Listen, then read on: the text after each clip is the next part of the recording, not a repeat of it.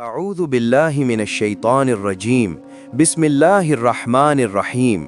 ذکر کریم کے پیارے ناظرین، آج کی اس نہایت پراسرار اور ایمان افروز گفتگو میں ہم قرآن مجید کی اس عظیم سورت کے رازوں سے پردہ اٹھائیں گے جسے کائنات کے سب سے معتبر انسان حضرت محمد مصطفیٰ صلی اللہ علیہ وسلم نے اپنی امت کے لیے نجات کا ذریعہ قرار دیا ہے۔ ہم بات کر رہے ہیں سورہ ملک کی، جسے تبارک الذی ہی کہا جاتا ہے۔ یہ وہ سورت ہے جو قرآن کے 29ویں پارے کا آغاز کرتی ہے اور جس کی صرف 30 آیتیں انسان کی تقدیر بدلنے کی طاقت رکھتی ہیں۔ پیارے ناظرین، سورہ ملک کا سب سے بڑا راز یہ ہے کہ یہ اندھیری قبر میں انسان کی وکیل بن کر کھڑی ہو جاتی ہے۔ حدیث پاک میں آتا ہے کہ قرآن کی ایک سورت ایسی ہے جس کی 30 آیات ہیں، وہ اپنے پڑھنے والے کی اس وقت تک سفارش کرتی رہتی ہے جب تک کہ اس کی مغفرت نہ کر دی جائے۔ ذرا تصور کریں اس وقت کا جب دنیا کے تمام رشتے ناتے پیچھے چھوٹ جائیں گے، جب انسان اندھیری اور تنگ قبر میں اکیلا ہوگا اور جب فرشتے حساب کتاب کے لیے حاضر ہوں گے۔ اس وقت یہ سورہ ملک ایک ڈھال بن کر سامنے آ جائے گی۔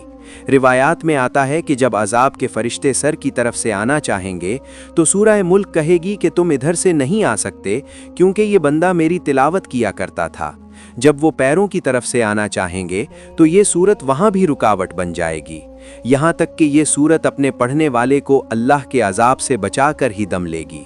اسی لیے بزرگان دین اور اولیاء اللہ اس سورت کو مانعہ یعنی روکنے والی اور منجیہ یعنی نجات دینے والی سورت کہتے ہیں۔ پیارے ناظرین، ہمارے پیارے نبی صلی اللہ علیہ وسلم کا یہ معمول مبارک تھا کہ آپ رات کو سونے سے پہلے سورہ ملک کی تلاوت فرمائے بغیر آرام نہیں فرماتے تھے۔ آپ نے فرمایا کہ میری یہ خواہش ہے کہ یہ سورت میرے ہر امتی کے دل میں محفوظ ہو۔ سورہ ملک کا ایک اور گہرا راز اس کی پہلی ہی آیت میں چھپا ہے۔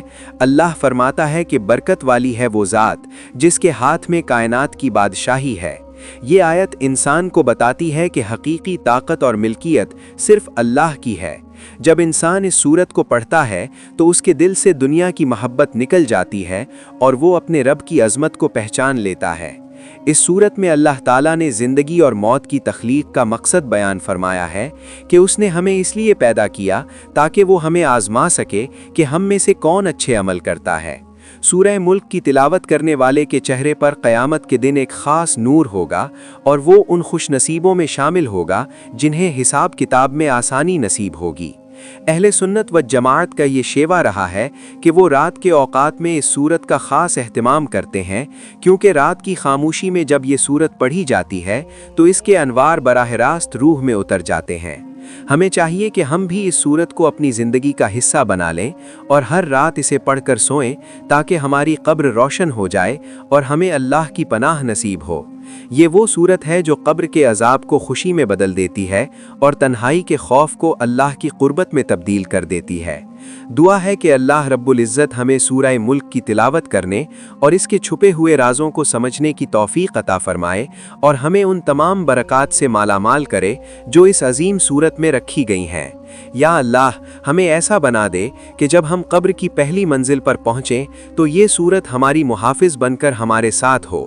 پیارے نبی صلی اللہ علیہ وسلم کے صدقے ہماری تمام کوتاہیوں کو معاف فرما اور ہمیں دین پر ثابت قدمی عطا فرما۔ دوسرا سکرپٹ زندگی اور موت کی تخلیق کے مقصد پر مبنی ہے۔ پیارے ناظرین، اللہ تعالیٰ سورہ ملک میں فرماتا ہے کہ اس نے موت اور زندگی کو اس لیے پیدا کیا تاکہ وہ تمہیں آزما سکے کہ تم میں سے کون اچھے عمل کرتا ہے۔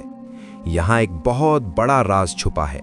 اللہ نے یہ نہیں فرمایا کہ کون زیادہ عمل کرتا ہے، بلکہ فرمایا کہ کون اچھے عمل کرتا ہے۔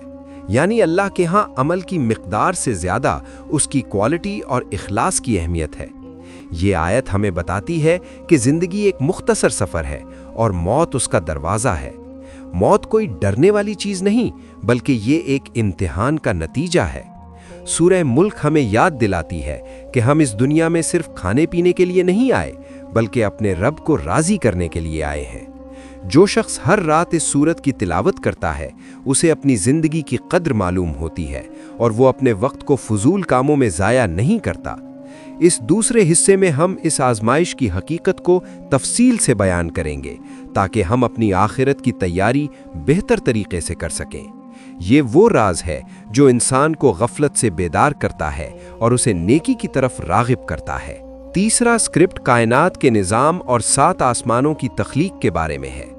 پیارے ناظرین، اللہ تعالیٰ فرماتا ہے کہ اس نے 7 آسمان اوپر تلے بنائے ہیں اور تم رحمان کی تخلیق میں کوئی نقص یا کوئی کمی نہیں پاؤ گے۔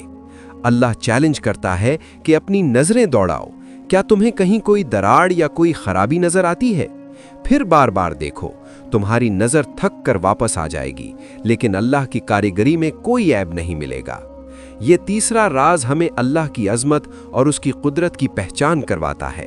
جب ہم آسمان کے ستاروں اور اس عظیم نظام کو دیکھتے ہیں تو ہمارا دل پکار اٹھتا ہے کہ یا اللہ، تو کتنا عظیم ہے۔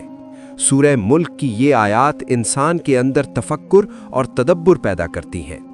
اہل سنت کے اکابرین فرماتے ہیں کہ کائنات پر غور کرنا بھی عبادت ہے۔ اس حصے میں ہم اللہ کی ان نشانیوں پر بات کریں گے جو ہمیں اللہ کی معرفت تک لے جاتی ہیں۔ یہ وہ علم ہے جو انسان کے ایمان کو پہاڑ کی طرح مضبوط بنا دیتا ہے۔ چوتھا اسکرپٹ جہنم کی ہولناکیوں اور منکرین کے پچھتاوے کے بارے میں ہے۔ پیارے ناظرین، سورہ ملک میں اللہ تعالیٰ نے جہنم کا ایک ایسا نقشہ کھینچا ہے کہ انسان کا دل کانپ اٹھتا ہے۔ اللہ فرماتا ہے کہ جب کافروں کو جہنم میں ڈالا جائے گا تو وہ اس کے چنگھاڑنے کی آواز سنیں گے اور وہ جوش مار رہی ہوگی۔ جب بھی کوئی گروہ اس میں ڈالا جائے گا تو جہنم کے داروغہ ان سے پوچھیں گے کہ کیا تمہارے پاس کوئی ڈرانے والا نہیں آیا تھا؟ وہ جواب دیں گے کہ ہاں آیا تو تھا، لیکن ہم نے اسے جھٹلا دیا تھا۔ وہ پچھتائیں گے اور کہیں گے کہ اگر ہم سنتے یا سمجھتے تو آج ہم جہنم والوں میں نہ ہوتے۔ یہ چوتھا راز ہمیں یہ سکھاتا ہے کہ اللہ کی دی ہوئی عقل اور کانوں کا صحیح استعمال کرنا کتنا ضروری ہے۔ حق کو سننا اور اسے ماننا ہی نجات کا راستہ ہے۔ اس حصے میں ہم اس خوف خدا پر بات کریں گے جو انسان کو گناہوں سے بچاتا ہے۔ یہ وہ تنبیہ ہے جو ہمیں صحیح راستے پر رکھنے کے لیے ضروری ہے۔ پانچواں اسکرپٹ اللہ کے علم اور اس کے لطیف ہونے کے بارے میں ہے۔ پیارے ناظرین، اللہ تعالیٰ فرماتا ہے کہ تم اپنی بات چھپ کر کرو یا علانیہ، وہ تو سینوں کے رازوں کو بھی جانتا ہے۔ کیا وہ نہیں جانے گا جس نے پیدا کیا ہے؟ اور وہ نہایت باریک بین اور باخبر ہے۔ یہاں اللہ نے اپنی صفت لطیف اور خبیر کا ذکر کیا ہے۔ یہ پانچواں راز ہمیں یہ احساس دلاتا ہے کہ اللہ ہمارے کتنا قریب ہے۔ وہ ہمارے دلوں میں آنے والے وسوسوں سے بھی واقف ہے۔ جب ایک مومن کو یہ یقین ہو جاتا ہے کہ میرا رب مجھے ہر وقت دیکھ رہا ہے تو اس کی تنہائی بھی پاکیزہ ہو جاتی ہے۔ وہ تنہائی میں بھی گناہ کرتے ہوئے شرماتا ہے۔ سورہ ملک کی یہ آیات انسان کے باطن کی اصلاح کرتی ہیں۔ اس حصے میں ہم اللہ کی قربت اور اس کے علم کی وسعت پر تفصیلی گفتگو کریں گے۔ یہ وہ احساس ہے جو بندے کو اپنے مالک کے ساتھ ایک گہرا رشتہ جوڑنے میں مدد دیتا ہے۔ چھٹا اسکرپٹ زمین کی مسخریت اور رزق کے رازوں پر مشتمل ہے۔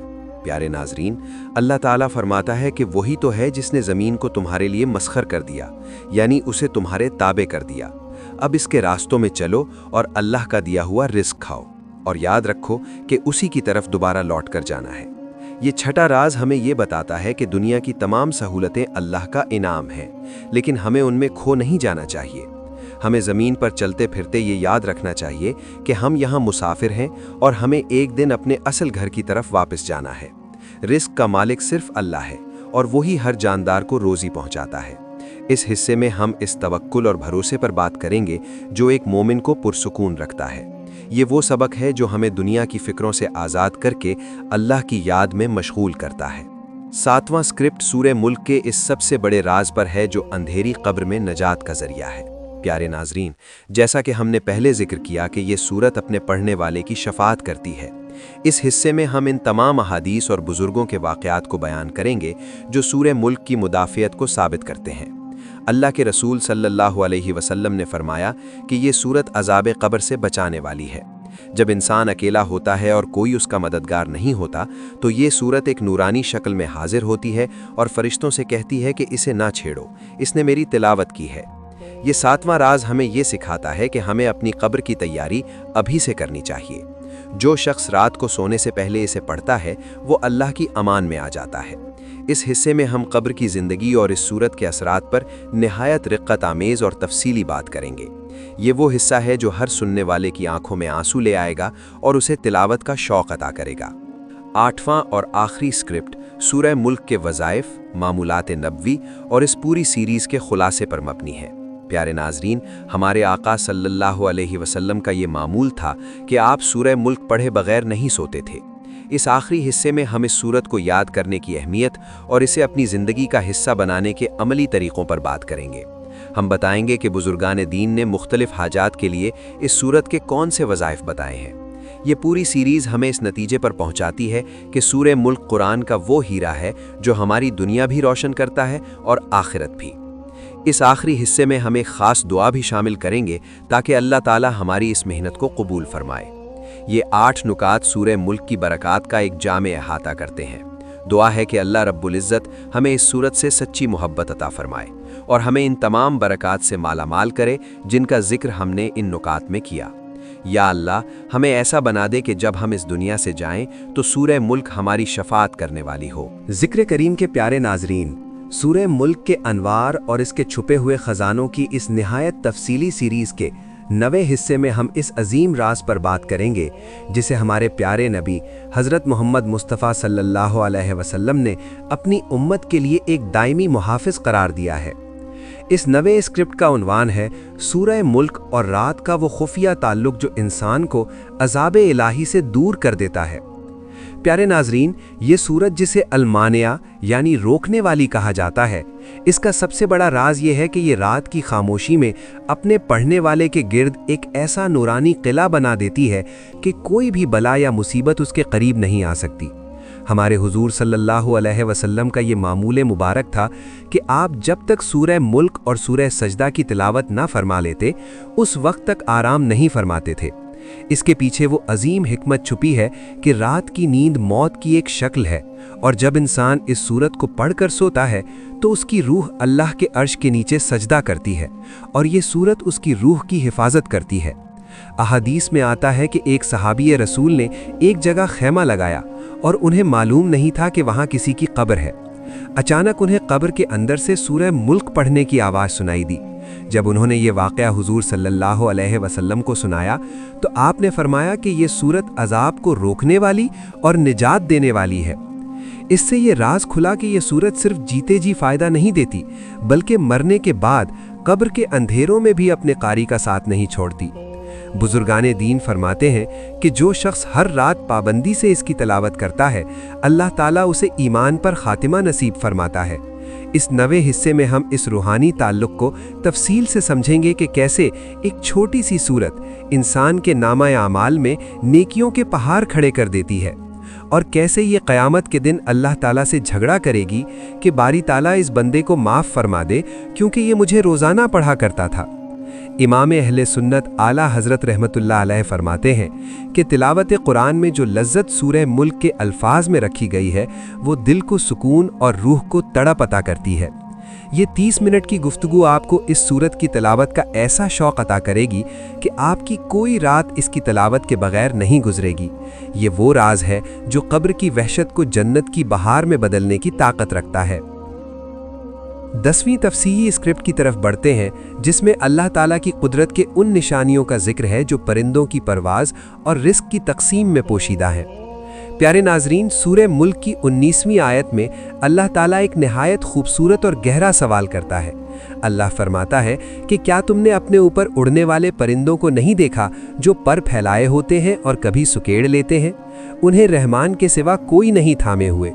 یہاں پرندوں کا ذکر محض ایک مثال نہیں ہے بلکہ یہ کائنات کے اس عظیم نظام کی طرف اشارہ ہے جو اللہ کے توکل پر چل رہا ہے۔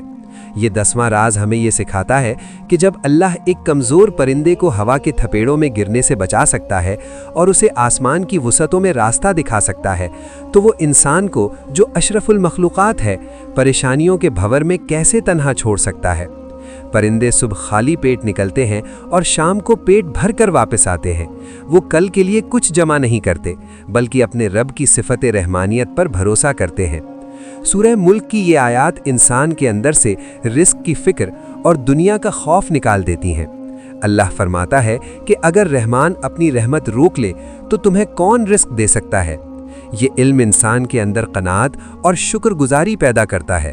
بزرگان دین فرماتے ہیں کہ جس نے سورہ ملک کی اس آیت پر غور کر لیا، اللہ اسے غیب کے خزانوں سے وہ کچھ عطا فرماتا ہے جو عقل والوں کی سمجھ سے باہر ہے۔ اس حصے میں ہم اس توکل اور بھروسے کی حقیقت پر بات کریں گے جو ایک مومن کو پہاڑ کی طرح مضبوط بنا دیتا ہے۔ ہم ان سائنسی اور روحانی پہلوؤں کو تفصیل سے بیان کریں گے کہ کیسے اللہ کا نظام ہر جاندار کی کفالت کر رہا ہے۔ یہ وہ راز ہے جو انسان کو اللہ کا محتاج بناتا ہے اور اسے دوسروں کے سامنے ہاتھ پھیلانے سے بچاتا ہے۔ یہ گفتگو آپ کے ایمان کو وہ تازگی دے گی کہ آپ اپنی زندگی کے ہر معاملے میں صرف اپنے اللہ پر بھروسہ کرنا سیکھ جائیں گے۔ 11ویں تفصیلی اسکرپٹ کی طرف آتے ہیں جس میں ہدایت و گمراہی کے فرق اور زندگی کے آخری انجام کا ذکر ہے۔ پیارے ناظرین، سورہ ملک کے آخری حصے میں اللہ تعالیٰ نے 2 طرح کے انسانوں کا موازنہ کیا ہے۔ اللہ فرماتا ہے کہ کیا وہ شخص جو اوندھے منہ چل رہا ہے وہ زیادہ ہدایت پر ہے یا وہ جو سیدھا راستہ اختیار کیے ہوئے ہے؟ یہ 11واں راز انسانی زندگی کے مقصد اور اس کے انتخاب پر مبنی ہے۔ اوندھے منہ چلنے سے مراد وہ شخص ہے جو دنیا کی لذتوں میں ایسا کھو گیا ہے کہ اسے یہ معلوم نہیں کہ وہ کہاں سے آیا ہے اور اسے کہاں جانا ہے، جبکہ سیدھے راستے والا وہ مومن ہے جس کی نظر اپنی منزل یعنی آخرت پر ہے۔ اللہ تعالیٰ نے ہمیں سننے کی طاقت، دیکھنے کی بصارت اور سوچنے کے لیے دل عطا کیے ہیں، لیکن اللہ فرماتا ہے کہ تم بہت کم شکر ادا کرتے ہو۔ اس سورت کا یہ آخری پیغام انسان کو جھنجھوڑ کر رکھ دیتا ہے کہ اللہ نے اتنی عظیم نعمتیں کس لیے دی تھیں۔ سورہ ملک کے آخر میں اللہ تعالیٰ پانی کے ایک نہایت اہم راز کا ذکر کرتا ہے۔ اللہ فرماتا ہے کہ اگر تمہارا پانی زمین میں خشک ہو جائے اور گہرائی میں چلا جائے تو وہ کون ہے جو تمہیں میٹھا اور صاف پانی نکال کر دے گا؟ یہ آیت ہمیں زندگی کی حقیقت سے آگاہ کرتی ہے کہ ہماری بقا کا ہر ذریعہ اللہ کے قبضے میں ہے۔ اگر وہ چاہے تو پل بھر میں ہماری تمام نعمتیں چھین سکتا ہے۔ یہ سورت ہمیں اللہ کے سامنے عاجزی اور بندگی کا وہ مقام سکھاتی ہے جہاں تک پہنچنا ہی انسانی زندگی کی معراج ہے۔ اس آخری حصے میں ہم ان تمام نعمتوں کے شکر اور اللہ کے خوف پر تفصیل سے بات کریں گے جو انسان کو ایک سچا مسلمان بنانے کے لیے ضروری ہے۔